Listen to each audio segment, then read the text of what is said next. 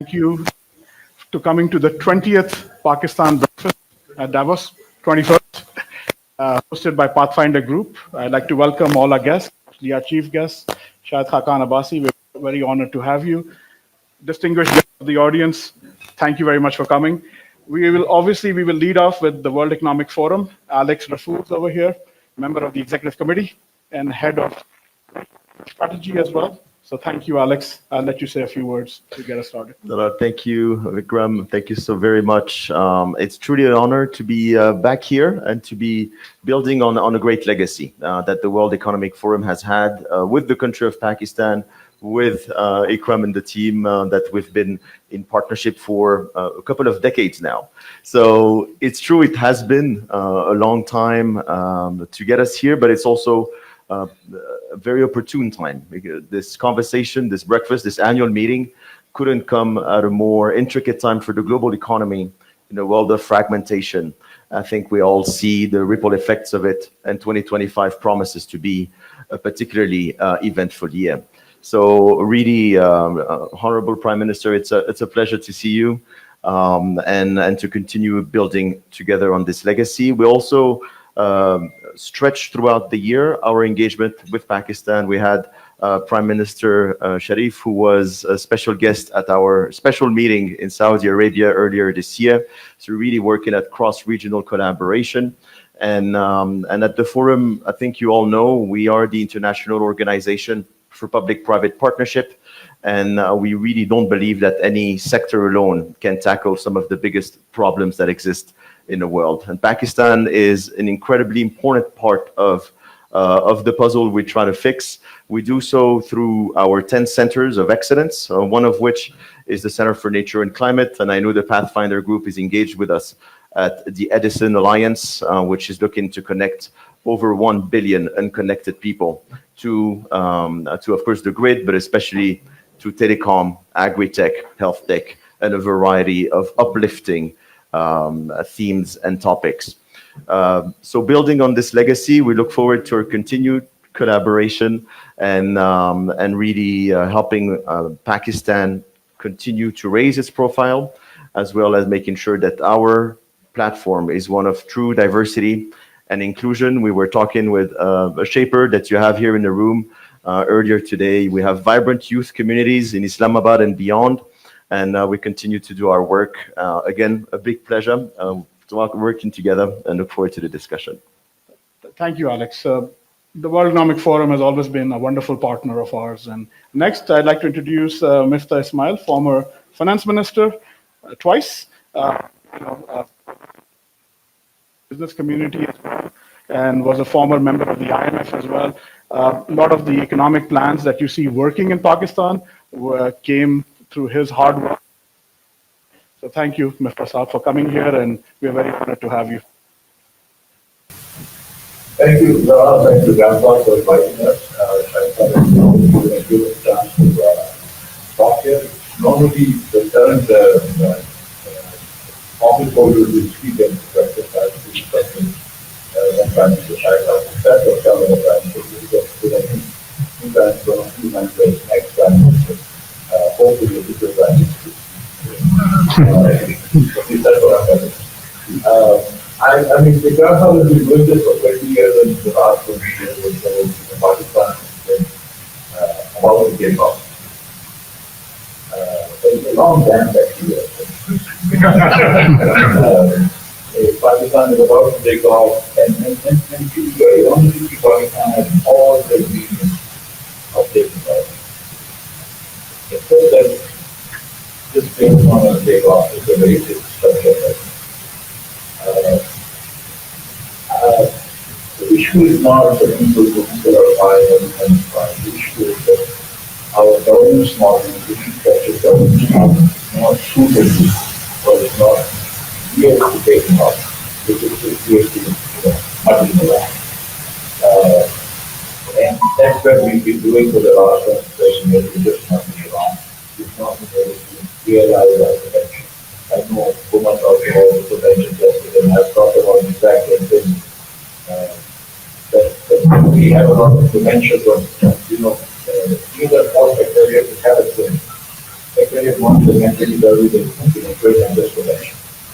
But we are just, one of those countries which has protection, but not really. Why not? Because our governance model has failed. The government of Pakistan is not able to deliver basic services. You only educate 1% projects. That's it. There are, mostly 50,000 kids who do A levels. The rest do the Pakistani system does not treat education. There's only the superstars of the system who are in level, but otherwise Pakistani kids don't do well. We only very well, educate 1% population. Unfortunately, those happen to be just 1% of the rich states. They're not the 1% who's talented. If you had,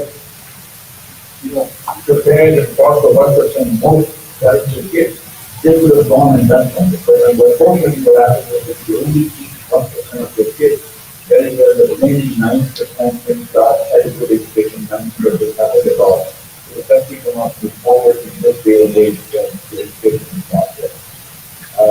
When we go to the government, they spend a lot of money in education, 1,300 billion per year. But has nothing to show for. So, again, our presentation in Pakistan can be, essentially the page 2 lines of adequacy for president. So, what do you think takes place? Spend a lot of money to spend because we don't think it's if you talk about this plan,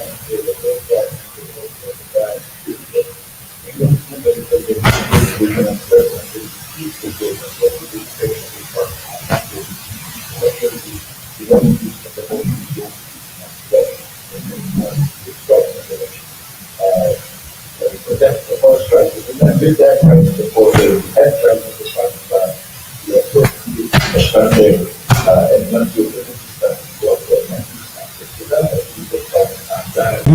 in terms of the population issue, the population in Pakistan is growing very rapidly. In one way, it's actually good. I mean, it's an asset. The growing young population is an asset, as China and Japan and other countries are finding out. But this is an asset if you actually prepare them. We still have about 8 million babies born every year. 6.5 million is the increased growth in our population per year. If we were to channel that kids into productive members of society, then Pakistan can do really well and that can become an asset. But so far the government has not been able to do that. And not because any particular government of Shahbaz Sharif or Shahid Abbasi or anybody has been bad, it's just that the system is not allowing us. And so I think what Pakistan really needs to do, and I'm not going to talk long and let Shahid speak, Pakistan really needs to do is to change, we talk about reforms, but we really need to fundamentally change the direction of our country. But we've started a political party after realizing that the existing parties have no interest in fundamental reforms, have no understanding. We need to decrease the size of the government, really shrink the size of the government. Where we can use private sector, we should use private sector, like in for instance, Pakistani airline, for instance. I mean, that we lose 100 billion rupees a year. And now obviously people talk about privatization. A few years ago, I talked about the fact that if somebody wants it, we'll give it for 1 rupee. And people said, well, where do you mean, what do you want to do? But I knew as finance minister that the liabilities far outstrip the assets of the airline. Nobody's willing to buy it. Similarly with distribution, electricity distribution company, you cannot have one of the highest line losses, transmission and distribution losses, and still continue with government services. So if you privatize all the electricity distribution companies, privatize all the oil and gas exploration companies, oil and gas distribution companies, we don't have any business running petrol pumps. We should just sell them off. The government should really concentrate on running police and courts. I really don't know what else the government Pakistanis should be doing. So our idea is to shrink the size of the government as much as possible. And bring in private sector. Even in public schooling, the government should be giving vouchers to poor children and then they can go to school wherever they want. The only thing that except for so we believe in this free market and small government, but the only thing is that it is a very unequal society where poor people really have no chance. So the government should actually have a serious social justice plan where you give direct cash transfers to the poorest 20-30% of the people, so to bring it up to some level, because you can't really teach a kid who's not had dinner and breakfast. So like school breakfast programs and things like that. All of this is within our reach. We're not talking about exorbitant amount of money. We're talking about the money we already raised and we already spent. So, and in fact, we are on the wrong side of leffer curve now. Corporate tax is now 61%. Just, it makes no sense. So, I mean, we can really reduce taxes, reduce the size of the government, do some cash transfers and try to utilize private sector, because the fact of the matter is that government, I don't care about the rest of the world, but the government in Pakistan doesn't work. And so, whatever the theory is, we have serious government failures in Pakistan, so we need to reduce the size. That's what our Pakistan is, and I hope one of these days we do this, so then we will finally take off. Thank you.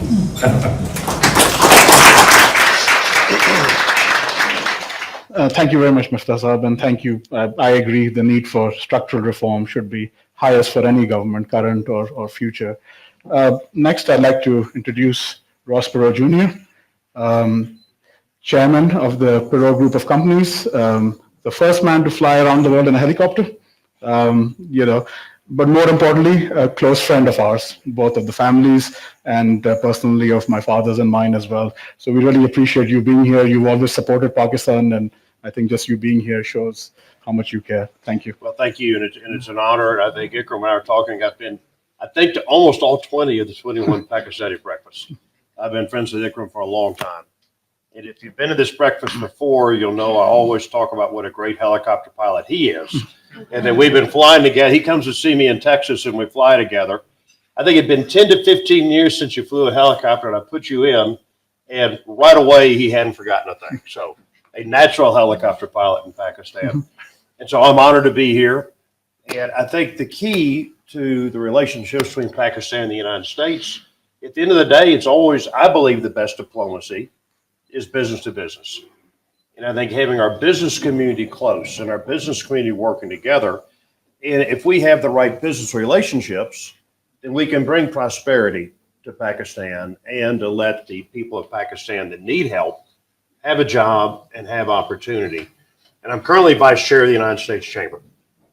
And so we lead delegations all over the world with American business, promoting American business and promoting good relationships around the world within the business community. And so, Prime Minister, when you are in Washington, I hope you'll come visit us at the United States Chamber and bring a lot of prominent Pakistani businessmen to meet their counterparts in the United States. I am optimistic about, I was at the inauguration over the weekend, and I'm optimistic about the new administration that has started off, very strong, very forward, very aggressive.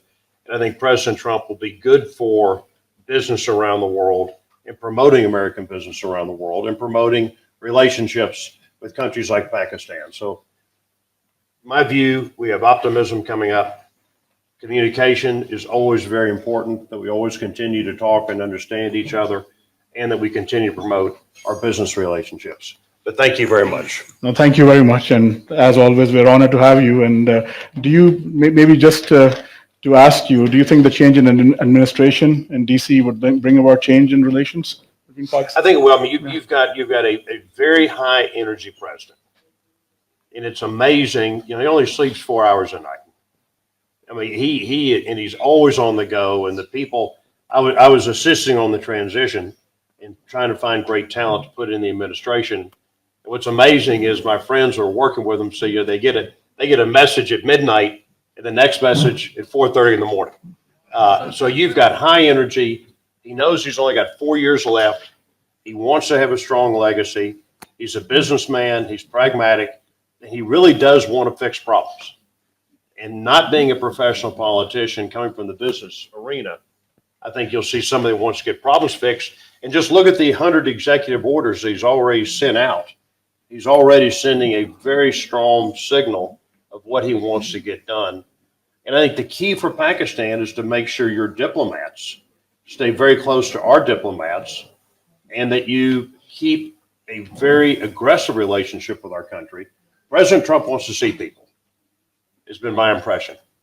And he doesn't really like a lot of bureaucracy. And so if you can get right to the president, tell him what you need, tell him your story. If you're credible, he's the kind of president that'll make a decision on the spot and do it and not wait for lots of committees. And so that's the kind of man that you have. So I think it could be positive, but then Pakistan has to always take the first step and make sure that the agenda, he knows the agenda that Pakistan needs. Thank you. Thank you very much. Thank you. Next, I'd like to introduce our chief guest, Shahid Khaqan Abbasi, former Prime Minister and leader of his own party. He's got a long, distinguished career, both in business and politics, founded AirBlue, but has served in the government in various capacities as well, head of petroleum as well, but certainly a man that is commended often for something that is lacking in politicians, his honesty, his forthrightness. We are very honored to have you. Bismillahirrahmanirrahim. It's a real privilege to be here, and I'm grateful to Ikram Sehgal Saab and the Pathfinder Group for the opportunity. Normally, you would see a senior government official here, so it's a big change that we have. You have two people here who are not only in opposition, but we're also in opposition to opposition itself. So it's kind of a unique situation. And I was, when Ikram Saab invited me, I was wondering what would I talk about. Because when we go on media, we talk about what ails Pakistan and, how bad the government is doing and how bad the country is doing. And but it's not the place to talk about what ails Pakistan. I think we need to look at where the potential is, where the hopes are.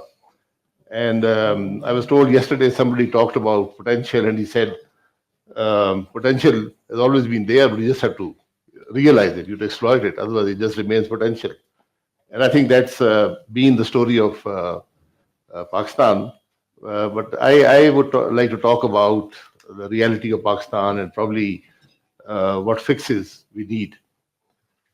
And I am also from a mountainous area in Pakistan, and was coming here, I looked up some data, and I actually had not looked it up before, and it's pretty, it's truly amazing.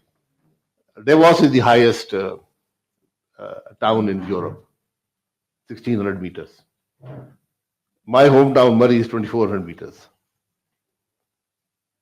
Mont Blanc, which is not far from here, at 4,800 meters, is the highest peak in Europe. Does anybody have idea how many mountains Pakistan has over that? Over 5,000 meters? No, above, higher than Mont Blanc. How many do we have, do you think? Pakistan has 4,555 mountains above 6,000 meters. 4,555. And the ones above 5,000 meters, higher than Mont Blanc, they've not even counted them. There's countless numbers. Literally, if you go on Wikipedia, it says countless peaks above 5,000 meters. So just imagine the potential. That's the reality of Pakistan. Wherever you go, you see that potential. We just have to realize that potential. I think that's where our failing has been. And it's, if we talk about Pakistan, it's been a failure of leadership. Both political, the military has had long stints, and the judicial leadership. And that's what I always push. If Pakistan needs one thing today, it is rule of law. I think that is critical. The supremacy of the Constitution. If we treat the Constitution with some superficial disdain, some contempt, in fact. But the reality is, and that's the reality of the whole world, if you do not have rule of law, if you do not have constitutional rule, the economic improvement, the economic prosperity is very difficult. And that's what we need to fix. Even this year, the people who won the Nobel Prize, it's a It's a pretty amazing, their work is pretty amazing. And they've talked about the post-colonial rules, and what they've really focused upon is that the countries that have prospered in the post-colonial rule are the ones that had rule of law. That's where Pakistan needs to go. And we need basic reforms. Pakistan, the systems are failing. And today, unfortunately, the political system is not up to meet the challenges. And we have seen major parties are all in power. They all have either a state government, a provincial government, or the federal government, and there's not much improvement. Because if you look at the US election, the European elections, even in China, you go to China, they all talk of reform and continued reform and continuous reform. Pakistan, unfortunately, does not talk of reform. Whereas the reality is that every system that Pakistan has needs immense reform. Pakistan is, people looking in from abroad do not realize it's the diversity that Pakistan has. Even today, when I travel within Pakistan, I see cultures, I see ethnicities, I see languages which I did not know about. So it's not a homogeneous country, it's really many, many people who come together in that part of geography. So we must be cognizant of, when we work in the political arena, we have to be very cognizant of that situation.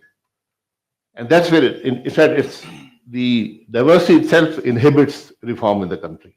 That's a very difficult thing. For example, if you take water, Pakistan has 7,000 glaciers, the highest number outside the polar caps. And today, our glacial melt is the highest in the world. So, where the rest of the world prospered and contributed to environmental issues, Pakistan is the one that is paying the price. We have literally floods every year. This year, we have a different situation. We have a drought situation.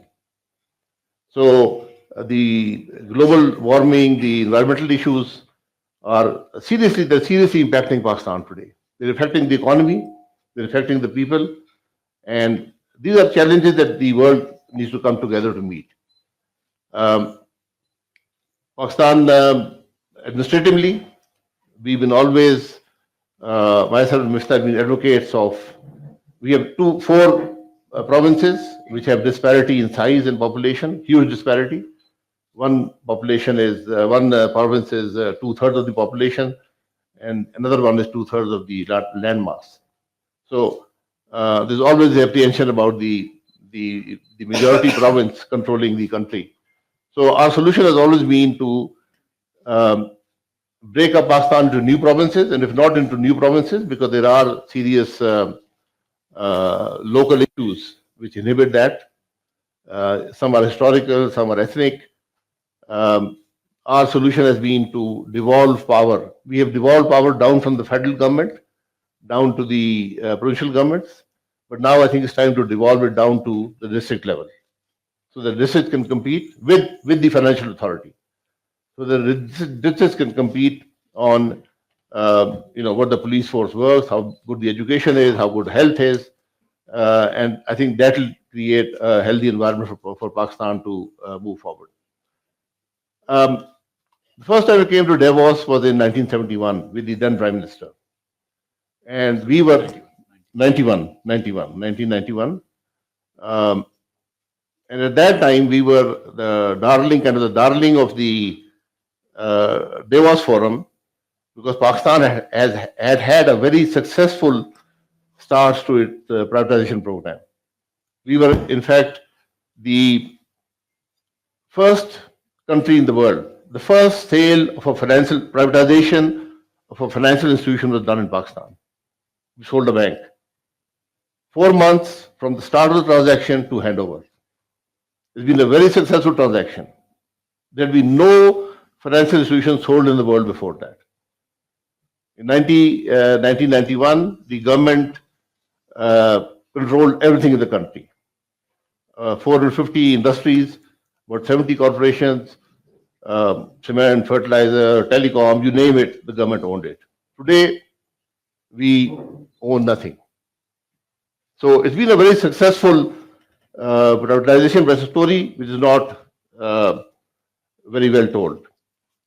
Then I came here in 7 years back in 2018 as the then Prime Minister, and there was a very telling small little story there.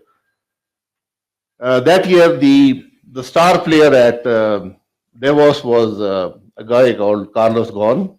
Remember him? Head of Renault and Nissan. Yes. So there's a round table within the Davos where you bid for tables and who do you want to sit with. There were 10 tables and they're all head of state or head of government who come there, and you can sit with these 10 very influential world individuals. And I think there were like 150 people there, and Carlos Ghosn got like 90 plus bids to sit with him on his 10-seat table. So, and these are all heads of state or heads of government. And can you imagine who Carlos Ghosn wanted to see? Pakistan. Because he saw the potential in Pakistan. So he actually came to see us, and it's a, you see, you must have been there. They're very small rooms, so your knees are knocking with each other when you sit in those rooms within the small space they give you as a country. So, and I asked him. He said, "Look, I see potential in Pakistan, so I'm going to bring a Renault plant to Pakistan. I'm already done that, and I'm going to build a Datsun. I didn't know Datsun existed, but they did. And I would bring a Datsun plant to Pakistan. Both of those did not happen because the government changed and the government priorities changed, and we had an accountability process which has inhibited growth in Pakistan. So those things never happened. So again, there's a lot of potential that can be realized in Pakistan, but of course, it will remain potential if we do not reap it.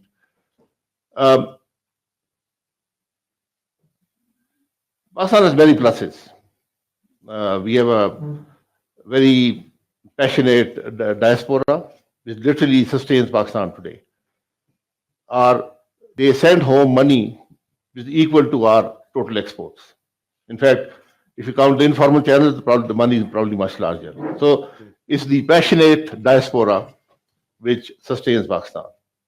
And now they're into the third generation, and the relationship has not diluted much. And the only people I kind of compare that to are the Irish in the US. They're very passionate about their home country, which they left like 200 years back or something. So that's a huge plus for Pakistan. But do they invest in Pakistan? Probably not. They invested in real estate, and that has kind of gone south also because of the fluctuation in the exchange rate. But the biggest potential Pakistan has is again something which is not very visible. 2/3 of Pakistan population is below 30. I think it's the biggest youth bulge in the world. Countries are struggling with aging populations. Pakistan has a completely inverse situation. They're enterprising people, but we have to provide them the opportunity. That's the job of the politicians and the people who run things in Pakistan. The youth, you have to provide education to them, the right education. You have to give them business opportunities. These are the things. These are all basic. There's nothing extraordinary here. And that needs political cohesion, which we left. And that's why we as Miftah decided to branch out, because we do not see the current three major parties become arcade. You can look at solving the problem. The thought process or the capacity or unfortunately the integrity to resolve these problems. But we need to be optimistic. I mean, Pakistan's huge potential, especially in this youth. I think they can turn on Pakistan if given the right opportunity. That's why I think it's very important that this message goes out, especially to to our friends who invest in Pakistan and also the Pakistani diaspora. Thank you very much. Over the last 5 years, there's been a 175% increase in IT exports. We have over 250 plus Education Commission universities that are recognized, a population of 233 million, out of which 192 million are cell phone subscribers, over 120 million broadband.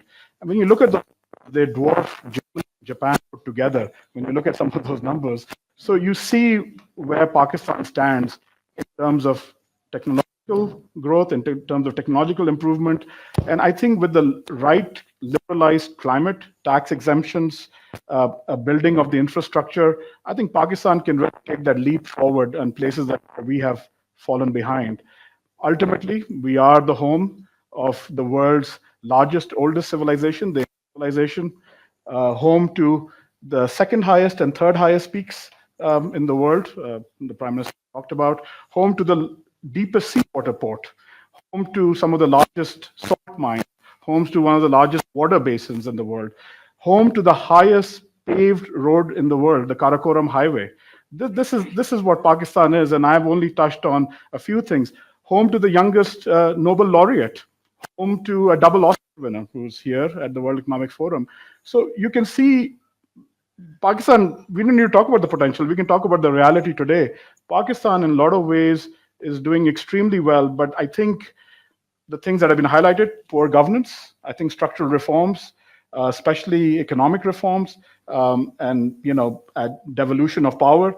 And I think we are in the era where small government is coming back everywhere. I think when you look at the various elections and so forth, I think people have come out resoundingly in the face of that people want government and a bigger private sector.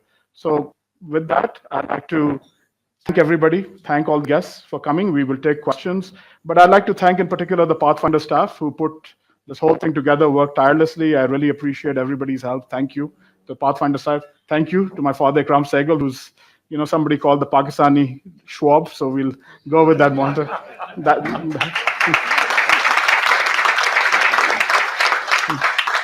I suppose that makes me Oliver Schwab, but he's slightly better looking. So thank you. We'll pause here for some questions now. Hello. Yeah. First of all, Ikram bhai, thank you very much for this wonderful gathering. I represent what Mr. Khaqan Abbasi referred to as the Pakistani diaspora, and more specifically, I represent the Pakistani American diaspora. We have a group of our diaspora people who are involved very actively, trying to make a change in Pakistan and get the country that we all deserve and we all dream of. I was moderating a seminar at George Washington University a few months ago, and I made a comment there. It will be my question to you also.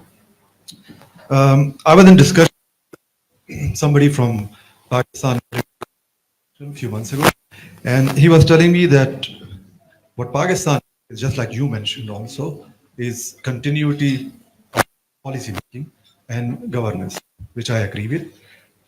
And then he gave me an example of India, and he said that look at India, they have quote unquote a fascist government because he believed Modi government is a fascist government, but because they had continuous policy making, the country has done very well economically.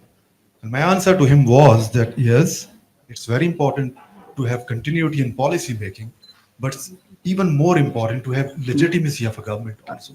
Because if you don't have a legitimate government, but only a continuous government, then you do not become India of the world. You actually become Myanmar or Burma of the world. So my question to you is, Mr. Khaqan Abbasi, what do you think the current political stalemate that we have in Pakistan, what is the solution to that? Thank you. Thank you. Thank you. I really thought the first question would be, when will Imran Khan be released?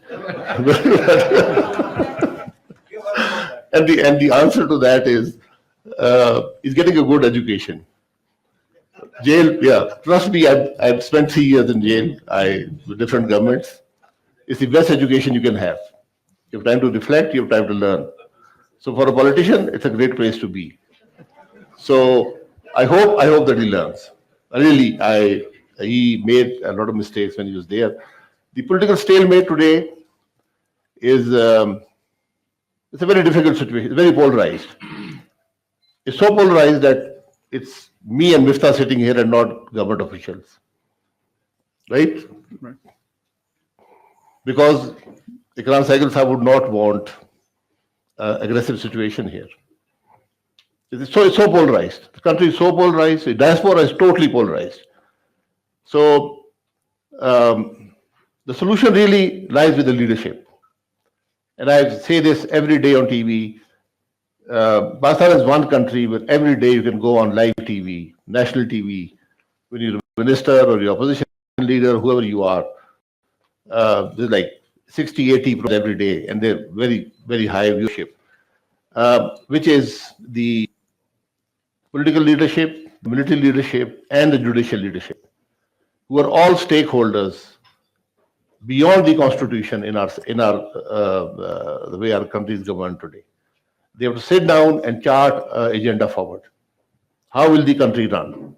Because it cannot run the way it is run today. Either you honor the constitution or you do not honor the constitution. You take a very clear view of that thing. If there's an issue with the constitution, let's all sit down and amend it. But there has to be a system of government that needs to run. And then you need radical reform. We need the consensus. No single party can do it.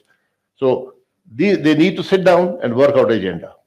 And that's the reality of where Pakistan should be going. You are right that this government does not have the moral legitimacy that a government should have to govern effectively. You're absolutely right about that. But we have to put this in context. A few days ago, friends from PTI came to meet Shahid Abbasi and me in his house, requesting us to join something called movement to protect the constitution.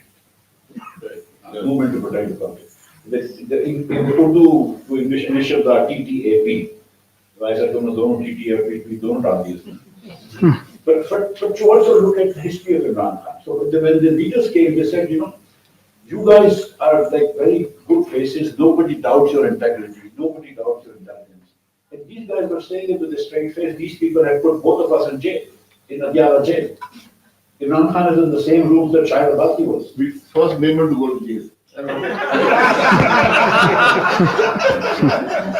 By far, okay. So Imran Khan actually put us both in jail, and he knew. I know this for a fact that his attorney general told him that there is no case against them, but he said my narrative would get spoiled if I let them out. So understand the context of where these things are coming from. I mean, yes, you're right. I mean, you're trying to imply that these elections were rigged. They were. So was the 18 election. 36,000 votes were put in Shahid Abbasi's constituency after 5 o'clock. I know this for a fact. My election agents were actually thrown out. So Imran Khan is not some beacon of hope or Democrat. This is why we have our own party. So when they came to see us, they asked us, you want to go and meet Imran Khan in Adiala? I said, no, I've spent enough time in Adiala. Thank you very much. So history did not start on February 8. And history did not start on May 9th either. History started on 47 or effectively 53, 54 in Pakistan since Ayub Khan actually asserted himself. And we know we've not mentioned this, but we are dominated, our politics is dominated by the military. And Imran Khan from 2010 to 22 was their darling, was their child. And in 2014, he did a dharna, which was against all democratic norms. There was absolutely no reason to do that. So this man also utilized it. So when he says that we hope we learn, because I remember when we were in NAB, we were both in solitary confinement, in a very small room in a solitary confinement for 50 days. I read about 17 books in that time. And then one of the things I used to do is he would send me books and I would send our cells were across the room. So he would send me books like 40 Rules of Love. I would send him books like Stiglitz or the Abhijit Banerjee and Duflo's Poor Economics. Then I realized that if I teach him all economics, then what's my use? Then he would say 40 Rules of Love. I'm like, I'll send him some romantic novel, nothing novel also. But he would write to me these notes that, you will learn a lot in jail. And one day I got sick. I said, I don't want to learn more in jail, man. I want to get out. So when please support Imran Khan. And he is the most popular leader in Pakistan, and he has the biggest political party in Pakistan. But also ask your, people you support to also be democratic, to also have integrity, financial integrity. Why is it that after 36 years in politics, that Shahid has stolen one single penny? Why is it that anybody cannot say about his? To question that also. And then you should also tell Muslim League that they were talking about vote ko izzat do. He and I went to jail because of that. And today, where is that vote ko izzat? This is why we have the new party. So I just wanted to say this. Actually, let me just say one other thing. Sorry. I apologize. But I want to disagree with him. That this is a good thing about our party, we can. When he said that we privatized a lot, he in 1991, when you were privatization chairman, right? Privatization in the commission. 91. We were able to privatize things in 4 months. You know the new rule? If you go everything by the book, it takes 462 working days, which means forever in Pakistan, because there is, it does. The point is that, we've made such rules that now you cannot not privatize. In this century, since 2000, not a single entity has been privatized. So yes, we have very few companies, but those 15, 20 companies are major part of the market value of the Karachi Stock Exchange. My name is Shahid Khaqan Abbasi, and I am from Balochistan. I am a global shaper of Islamabad. Global Shapers Community is an initiative of the World Economic Forum. And every year, there is a youth representative that does come to Davos from Pakistan. This year, I'm proud to share that there are 2 youth representatives from Pakistan. But my question is particularly for Mr. Miftah and Mr. Shahid Khaqan Abbasi, that how do we restore youth optimism in Pakistan today when we are talking about youth being the future of Pakistan, but particularly in light of being a Baloch woman and not feeling represented, the Baloch insurgency particularly, but also as freelancers when we're looking at internet outages, when we're looking at the political volatility in Pakistan, when we are looking at these declining human indicators. So I am curious, while there are youth representatives who want to do more, but how can we restore that optimism within ourselves? And how can we be part of the conversation? Because like we said, we are 65% of Pakistan, but unfortunately, I also feel that the room does not reflect that. So I would really like that question to be answered. I think you touched on something that is really the solution for Pakistan, the youth. The way forward for Pakistan is to build that potential that which it has, the youth of Pakistan. And like I said, we really, the political leadership and the others, we literally failed the youth of Pakistan. That's been the worst story there. Balochistan is a special place. Like I said, it's almost 2/3 of Pakistan's landmass. It has a lot of mineral potential. It has a lot of a large coastline. It borders 2 countries. So it's got, again, a lot of potential, as we say, but it's not been exploited. The Baloch youth today feels disenfranchised because we've always looked at Balochistan from a security perspective. I've had the opportunity to work with the people, the politicians of Balochistan when we were in opposition to Imran Khan, and we built up an alliance called the PDM. And I was very surprised at the depth of the real Baloch politician. People like Hasil Bizinjo, Dr. Abdul Malik, who truly represent the aspirations of the people of that country. It's an area dominated by feudal sardars. Their word, their clout matters a lot. But then you have people like who are probably the best politicians in Pakistan. They have ideology, they've lived to that ideology, and they've sacrificed, they paid the price, and they continue to push for democracy. For example, when we talk of today, nobody in Pakistan talks of the constitution. There's only one man, and he's from Balochistan. He's a Pathan from Balochistan, Mahmood Khan Achakzai. All he talks of is the constitution. And if I can recall correctly, at least on 7 occasions, we have declared him a traitor, officially, by the state of Pakistan.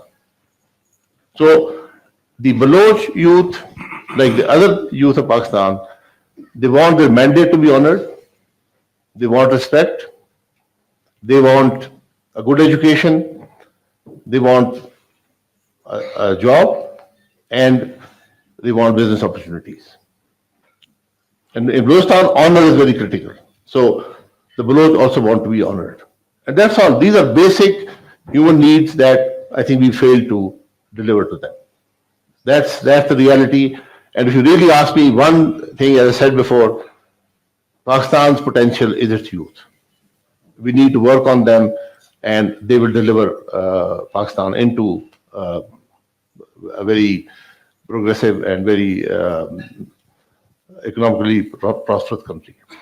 Assalamu alaikum. So first, thank you for actually having refreshingly honest conversations today. So finally, thank you for that. My question would be, we've been talking about the potential for like years and years and years, but we've not been able to capitalize on it. You talked about the outsized problems and the need for reforms across all areas. So knowing the system inside out, what is your playbook? What are the first two things? I mean, to keep it simple, what are the fundamental two things that we should start from, where the country should start from, to start bending the curve towards the right direction? I think because we cannot solve everything together. Shahid Saab will answer that, but let me just start with a few things. Look, we think that the government of Pakistan has failed to deliver any services to the people, be it education, health, water, civic services, and all that. One of the first things we will do is actually take power to division and district levels. Okay, whether or not you make legal new provinces is irrelevant if you give them divisions and districts enough power. So police, waters, basic civic services, sewage, roads, education, and health should be given to the local government. Take Balochistan for example. Balochistan gets more money per head than any other province. Okay, Balochistan will this year get about 1,300 billion rupees from the federal, 1,200 billion rupees from the federal government. Okay, but the corruption in Balochistan is something that people in Sindh can only dream about. I tell you this. I mean, next level corruption. You can, for the money that we give Balochistan, we can give every Baloch family, every Balochistan family, 12,000 rupees per month. If you did that and take away half the government of Balochistan, you will change the economics of Balochistan. But we, again, we think about Rekodik as a resource. We think about, gas as resource. No, the biggest resource are Baloch Pakistan people themselves, and Pashtun and Balochistan living themselves. But give them authority, give them autonomy, give them, power. This is right now for government of Pakistan. The state of Pakistan has made significant mistakes in the last 70 years in Balochistan. Nobody denies this now. But we've not let Balochistan be. We've manipulated elections there. And so we've alienated our own people. So, I mean, if we devolve power to the local government, that's the first thing we think. Second is, there are some budget structure issues like NC award. We need to change that. But then we need to also understand that we only have one resource. We don't have any other natural resource. Forget about gas, oil, all of that. We only have one resource, that is the human resource. That we need to cultivate. That takes 20 years. It's like a copper mine takes 5 years, a human being takes 20 years. Give them 20 years of good education and you will see the potential coming. So it's a long haul, 20 years. But you give them good education, decent health, in 20 years, Pakistan will change. In 20, 30 years in the life of a country is not a big deal. In 1990, Pakistan was 50% richer than India on a per capita basis. Today, we are 40% poorer. It's only 30, 40 years. This is where we've lost our way. We regain our way back. We'll be, back in 20, 30 years. It's not a big deal. But 20 years, it's what we will require. Miftah Saab declared himself to be the Maimon Mandela. Humility is not one of my forte, So, but then he's a pragmatic man, so he immediately qualified it. He said, I'm 28 days, not 28 years. But he served 28 weeks, right? Yeah. So, he's a pragmatic man. You asked a question which is really the crux of the whole matter. How do we move forward? There are no miraculous solutions. There's no miracles happening. We are the people who kind of believe in miracles, we do this and it fixes everything. It won't happen. Start, like I said in the beginning, start with the basics. Number one is rule of law. If you do not have rule of law, you have nothing. So If you have rule of law, you will have political stability. If you have political stability, you can have stability of policy. If you have that, the economy will grow. If the economy grows, people will prosper, the youth will prosper. So it all flows from that basic thing, the rule of law. That's where we should go. Thank you. Thank you, everybody. We'll just finish with a word of thanks. First, I would like to start with thanking the World Economic Forum for having supported us so long, Alexander, Aditi, Andrew. Please convey to everybody what we believe. And we are, the commitment is both ways. See the commitment to you, and even our events, there will be somebody there. In fact, Oliver will be there and then be there tomorrow. Kelly will be there at the digital lunch. So that's a tremendous commitment. Thank you, World Economic Forum. Thank you, Miftah Saab and Shahid, because Shahid and myself go back a long way, of course. His father was a friend of mine, but more important, was my commanding officer, the bravest, actually in 1971, in the desert, when everything else collapsed. I always to him, particularly after, because he was one man who was really, really a remarkable person. And obviously, Shahid himself is somebody that, this thing, I do remember his MS at that time telling me that he does not leave anything lying on his desk as Prime Minister. He clears everything before he goes home. That was a wonderful thing to do, because I know a lot of Prime Ministers who don't have anything on their desk and do nothing. Ross, what can one say? More than 2 decades of friendship, and you honor us always by being on the stage, and and I see this particularly at this time when Pakistan needs friends like you in Washington, and needs for people in Washington to understand that we don't want the Indian Ocean becoming a Chinese Ocean, and the only in Pakistan, right? Make sure that we are engaged from both sides. We'd like to be friends with the Chinese, we'd like to continue our friends with Chinese, and we'd like to have a good relationship with the United States and the West. So that way, being here and symbolically making such a... I'd like to thank my son. Obviously, I said something. I would like to be like him, rather, than vice versa. I'd like to thank my friends from CGS who are here, and of course, Ayaza, Nadra Panjwani, a lot of other people sitting in the audience. I am very specially touched because Mohammed is here. One of my best friends died a month or so ago, and he was always here. So, Imran, I really miss Imran, because Imran, to be a part of this Pakistan breakfast. Thank you, Mohammed, for being here. Everybody else, and I want to thank my staff who have worked very hard. You can see everything here has been set up. And I'd like to thank Tony Morosani for being so cooperative with us in giving this room at the right time.